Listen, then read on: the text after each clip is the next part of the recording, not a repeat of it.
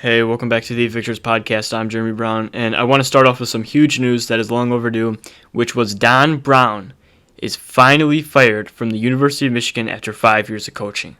The amount of happiness that came over me when this news came out is unprecedented as a Michigan fan. He can't coach at a high level anymore, and people have been saying it for the past 2 years, and it looks like Jim and Michigan finally just got sick of it and threw him to the curb. The nail in the coffin was losing out on two big previously committed players that really hurt our 2021 class defensively. And they went to Maryland and UCLA, and it's not necessarily like they're better schools at the moment, so that's really what hurt us. It's not like they commit to Alabama or Ohio State or maybe even Penn State. They went to UCLA and Maryland, so that really hurt us, and they were some pretty high 4-stars, and he just had to go at that point.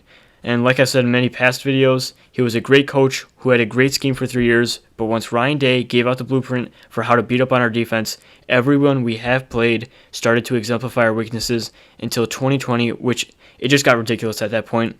And after the 2018 Ohio State game, our defense gradually digressed to now 2020, where our corners didn't even know the basics of coverage. He was a great coach at the time, but his firing was long overdue. And where do we go after him? I'm still really high on Derek Mason. He has ties to Harbaugh, and he was a terrific defensive coordinator before the dumpster fire of Vanderbilt that he tried to save. So I honestly don't care who it is that they hire, but as long as he instills fundamentals while providing flexible schemes and he brings fire to the team, then I'll be ecstatic. We just need someone fresh in there, someone new. And I don't really know if you can go lower than Don Brown's 2020 team. I don't know if anyone can really be that worse than that. So anyone new, basically, we just need to bring someone new in. Don Brown he couldn't come up with a new scheme to save his life.